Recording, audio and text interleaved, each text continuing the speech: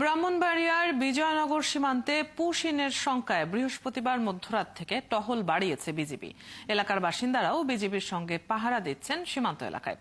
বিজিবির ২৫ ব্যাটালিয়নের অধিনায়ক lieutenant colonel Jabbar Ahmed জানান, বৃহস্পতিবার তাদের কাছে গোপন তথ্য আসে বিজয়নগর উপজেলার সিঙ্গারবিল ইউনিয়নের নলঘরিয়া ও নোয়াবাদী সীমান্ত দিয়ে ৭৫০ জনকে অবৈধভাবে বাংলাদেশে পুশিন করবে ভারতীয় সীমান্তরক্ষী বাহিনী বিএসএফ।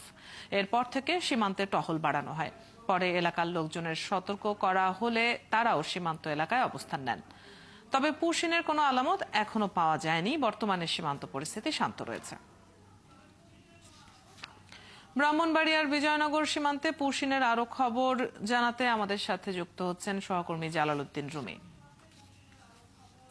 রুমি, সীমান্তে বিজিবির কেমন প্রস্তুতি দেখছেন? পুশিন নিয়ে কি বলছেন তারা, আর বর্তমানে সীমান্ত পরিস্থিতি কেমন? আমি এখন আছি ব্রাহ্মণবাড়িয়া বিজয়নগর জেলার নোয়াবাদী সীমান্তে। আপনি জানেন যে ব্রাহ্মণবাড়িয়া জেলায় কিন্তু প্রায় ৭৩ কিলোমিটার সীমান্ত এলাকা রয়েছে। বিজয়নগর উপজেলায় রয়েছে নোয়াবাদী সীমান্ত ছাড়াও নলগড়িয়া, কাশীনগর এবং কালাছড়া সহ বেশ কিছু স্পর্শকাতর সীমান্ত এলাকা রয়েছে।